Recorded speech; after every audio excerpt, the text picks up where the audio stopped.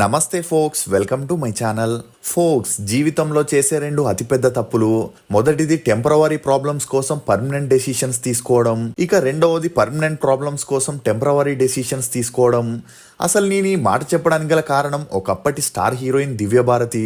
కొంతమంది దశాబ్దాలు గడుస్తున్న ప్రేక్షకుల గుండెల్లో మాత్రం ఎప్పటికీ అలానే కొలువై ఉంటారు.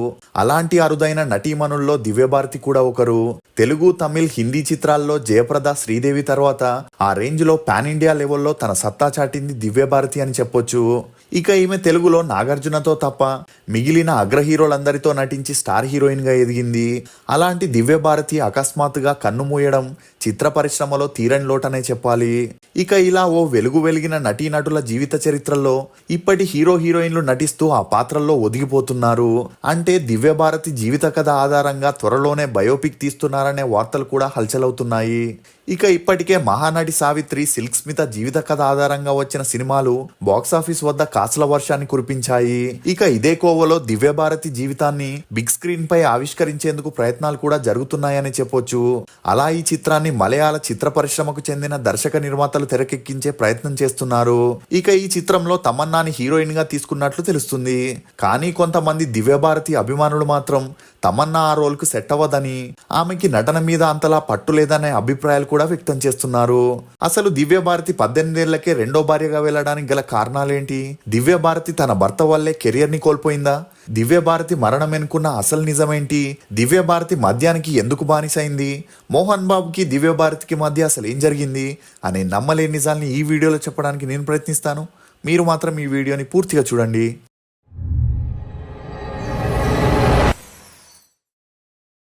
ఫోక్స్, తెలిసి గాని తెలియక గాని మనకి తగిలే ఏ దెబ్బకైనా మనమే మూల కారణం. అది సరిగా అర్థమైతే తిరిగి దెబ్బ తగలకుండా ఆపొచ్చు. దివ్యభారతి అలియాస్ సనం. ఈమె 1974 ఫిబ్రవరి 25న మహారాష్ట్రలోని ముంబైలో ఒక మధ్యతరగతి కుటుంబంలో జన్మించింది. తండ్రి ఓం ప్రకాష్ భారతి, తల్లి మితా భారతి. ఈమెకు కునాల్ అనే తమ్ముడు కూడా ఉన్నాడు. ఇక దివ్యభారతి తండ్రి ఓం ప్రకాష్ ఇన్సూరెన్స్ కంపెనీలో పనిచేసేవాడు. ఇతనికి అంతకు ముందే మాలతి అనే ఆమెతో పెళ్ళై ఇద్దరు పిల్లలున్నప్పటికీ ఇన్సూరెన్స్ కంపెనీలో తనతో పనిచేస్తున్న మితాతో మంచి స్నేహం పెరిగి ఆ స్నేహం కాస్త నిదానంగా ప్రేమగా మారింది. అలా వీరిద్దరూ 1973లో సీక్రెట్ గా పెళ్లి చేసుకోవడం జరిగింది. ఇక మొదటి భార్యకి ఈ పెళ్లి గురించి తెలిసి గొడవ చేయడం మొదలెట్టింది. ఇక ఇదిలా ఉంటే ఆ మధ్యలోనే ఓం ప్రకాష్, మితా అన్యోన్య సంసారానికి దివ్యభారతి, కునాల్ అనే ఇద్దరు పిల్లలు కూడా జన్మించారు. అలా ఓం ప్రకాష్ కి వచ్చే శాలరీలో రెండు ఫ్యామిలీని మెయింటైన్ చేయలేకపోయేవాడు. దీంతో రెండో భార్యని కాస్త అవాయిడ్ చేస్తూ మొదటి భార్య పిల్లల దగ్గరే ఉండేవాడు. దీంతో దివ్యభారతి ఇంటి ఆర్థిక పరిస్థితులు రోజు రోజుకి దారుణంగా మారాయి. ఇక ఇదిలా ఉంటే దివ్యభారతికి చిన్నప్పటి నుండి డాన్స్ మీద మక్కువ ఎక్కువగా ఉండేది. ఇక తన స్కూలింగ్ ని ముంబైలోని మాణిక్ కేజీ కోఆపరేటివ్ హై స్కూల్లో చదివింది.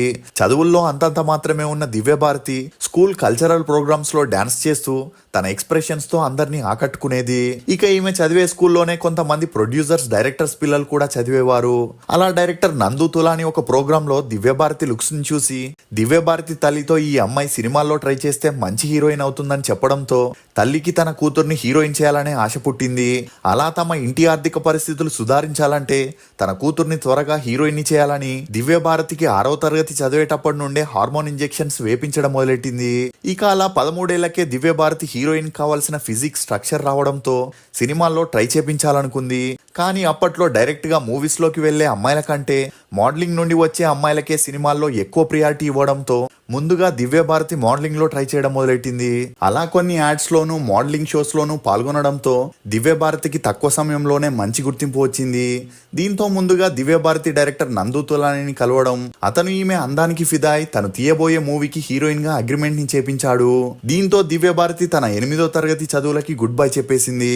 ఇక అప్పుడైనా ఇప్పుడైనా టీనేజ్ అమ్మాయిలకి, ముఖ్యంగా న్యూ కమర్స్ కి ఛాన్స్ ఇవ్వడానికి గల కారణం వారు అన్నింటికీ సిద్ధంగా ఉంటారనే.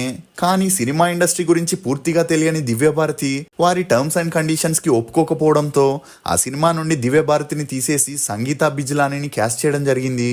ఇక ఇదిలా ఉంటే కాస్త సున్నిత మనస్తత్వం కలిగిన దివ్యభారతి తనని ఆ మూవీ నుండి తీసేయడం వల్ల కాస్త డిస్టర్బ్ అయిందని చెప్పొచ్చు. అయినా కూడా పట్టువదలని విక్రమార్కుడిలా ట్రై చేయగా హీరో గోవిందాతో రాధాకా సంగ్ అనే మూవీలో హీరోయిన్ గా ఛాన్స్ వచ్చింది. ఇక ఈ మూవీ కోసమే దివ్యభారతి డాన్స్ ని, యాక్టింగ్ ని నేర్చుకోవడం జరిగింది. కానీ ఈ మూవీలో కూడా కాస్టింగ్ కౌచ్ ప్రాబ్లం ఎదురవ్వడంతో అందుకు ఈమె ఒప్పుకోలేదు. అలా ఆ మూవీ నుండి కూడా దివ్య భారతిని తీసేసి జూహీ చావ్లాని హీరోయిన్ గా ఫిక్స్ చేశారు. ఇక ఆ తర్వాత దివ్య భారతికి 2 మూవీస్ లోనూ సేమ్ ప్రాబ్లం ఎదురవ్వడంతో ఈమె కాస్త మానసికంగా కృంగిపోయింది. దీంతో ఈమె సంవత్సరం పాటు ట్రీట్మెంట్ తీసుకొని మెంటల్లీ ఫిజికల్లీ స్ట్రాంగ్ గా మారి మళ్ళీ సినిమాల్లో ట్రై చేయడం మొదలెట్టింది. ఇక అలా ఎంత ట్రై చేసినా ఎవరు దివ్య భారతికి ఛాన్స్ ఇవ్వలేదనే చెప్పొచ్చు. ఇక ఇదిలా ఉంటే బాలీవుడ్ లో ఛాన్సులు రానప్పుడు అందరూ ఫైనల్ గా ట్రై చేసేది సౌత్ మూవీస్ లో అని దివ్య భారతి కూడా సౌత్ మూవీస్ లో ట్రై చేయాలని డిసైడ్ అయింది. ఇక ఇదిలా ఉన్నప్పుడే రామానాయుడు గారు బాంబే నుండి కొత్త హీరోయిన్స్ ని తెలుగు మూవీస్ లో ఇంట్రడ్యూస్ చేసే దాంట్లో ఎప్పుడు ముందుండేవారు.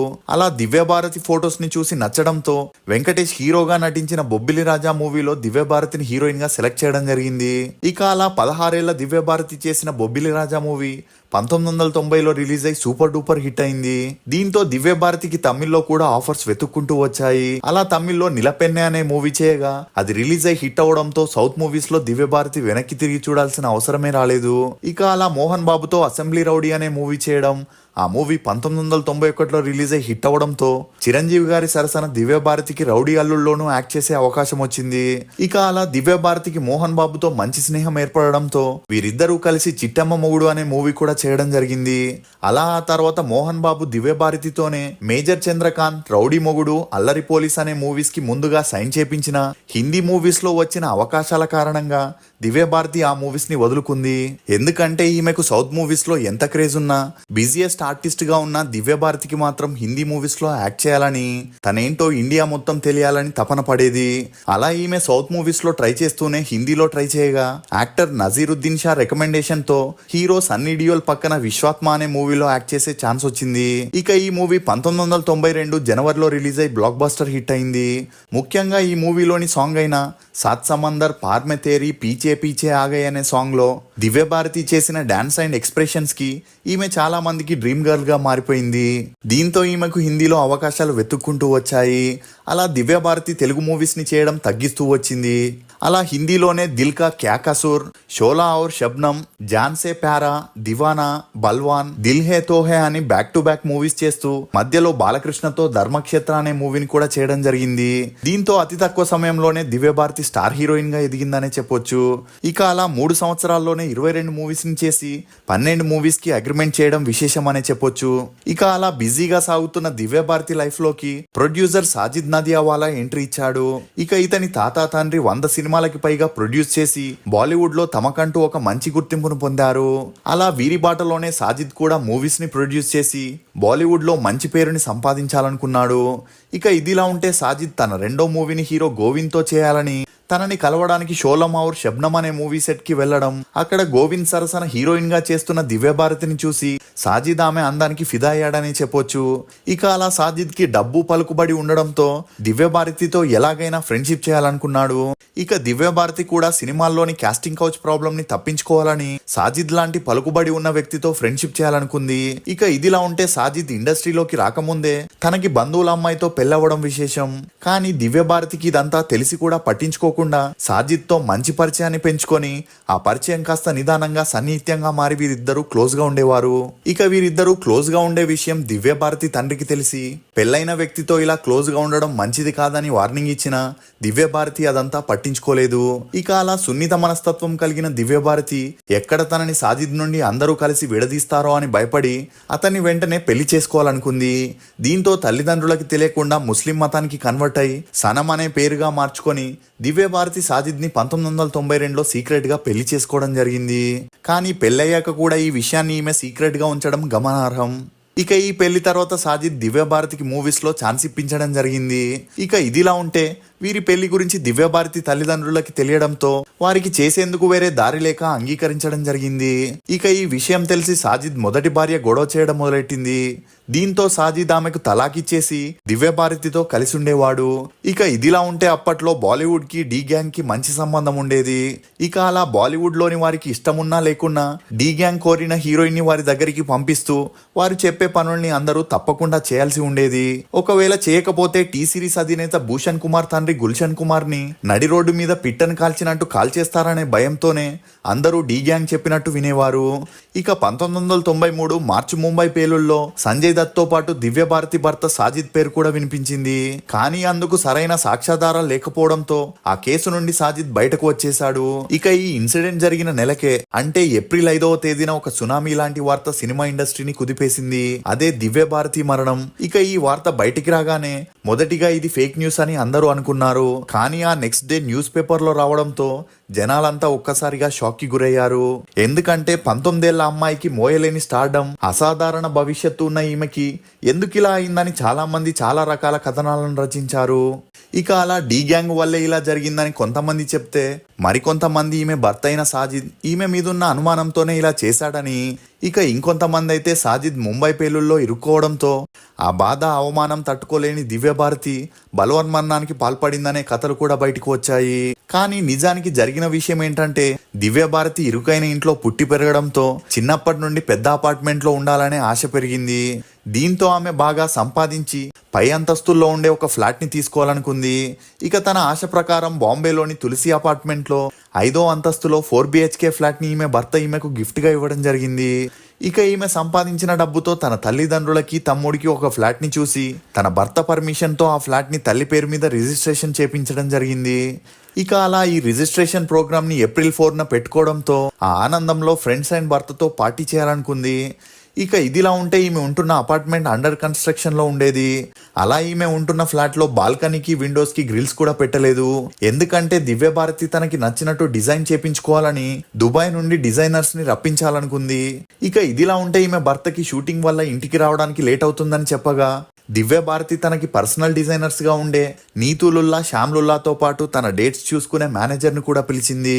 అలా ఆ పార్టీకి కావాల్సిన ఫుడ్ ఐటమ్స్ ని తనని చిన్నప్పటి నుండి పెంచిన అమృత అనే పని మనిషితో చేపించింది. ఇక అలా దివ్యభారతి ఫ్రెండ్స్ ఇంటికి రాగానే పార్టీని స్టార్ట్ చేసి డ్రింక్స్ తాగుతూ మ్యూజిక్ ని కూడా ఎంజాయ్ చేస్తుండేవారు. అలా అమృత చేసిన ఫుడ్ ని తింటూ అందరూ హ్యాపీగా ఉన్నారు. ఇక ఇదిలా ఉంటే దివ్యభారతికి డ్రింక్స్ ఎక్కువ అవడంతో మ్యూజిక్ ని ఎంజాయ్ చేస్తూ ఫ్రెష్ గాలి కోసం బాల్కనీలోకి వెళ్ళింది. ఇక అలా దివ్యభారతి తూలుతూ కాస్త మంది ఎక్కువ అవడంతో కాల్ స్లిప్ అయి గ్రిల్స్ లేని 5వ అంతస్తు బాల్కనీ నుండి కిందకు పడిపోయింది.